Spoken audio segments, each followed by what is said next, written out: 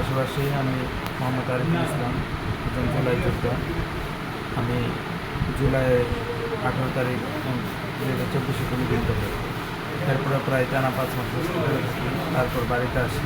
আইসে আমি আমার সমাজের জন্য, আমার শ্রীপুরবাসীর জন্য, আমি দেশের কল্যাণের জন্য কাজ করতে থাকি। যেখানে কোনো অন্যায় দেখি বা কোনো দেশবিরোধী কাজ দেখি, সেখানে আমি দাঁড়ায় পড়ি।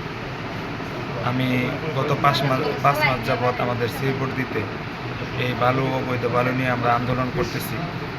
তো আজকে যে কাহিনীটা আমার সঙ্গে ঘটে, আমরা কয়েকজন বন্ধু মিলে পাহাড়ে ঘুরতে যাই। তো এখান থেকে আমরা আমাদের বাড়ির দিকে চলে আসতে ধরি।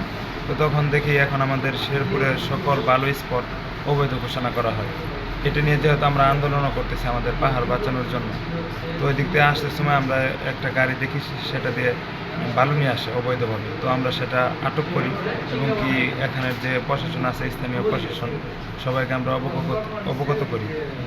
এসিল্যান্ড, ইউনো, ওসি স্যার এবং কি যারা যারা আছে সকল পর্যায়ের প্রশাসনকে আমরা অবগত করি। তারপর তাদের একটু যেতে এখানে লেট হয়। পরবর্তীতে ওইখানের বিখ্যাত বালুর গডফাদার যাকে বলা হয় এবং কি মাদক কারবারি বিপ্লব এবং তার ভাই মুর্শেদ এবং ইয়াসিন, এরা আমার উপর, আরও তার সাঙ্গপাঙ্গ যারা ছিল, প্রায় 20 থেকে 30 জনের মতো আমাদের উপর, আমি এবং আমার বন্ধু সাগর থেকে আমাদের উপরে হামলা করে এবং কি আমাকে গুরুতর আহত করে। বর্তমানে আমি হসপিটালে ভর্তি আছি।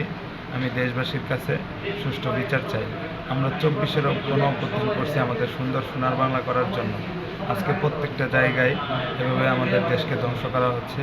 আমরা বিপ্লবীরা যারা এইভাবে দেশের কাজে এগিয়ে যাচ্ছি, তাদেরকে প্রায়শই হামলার শিকার হতে হচ্ছে।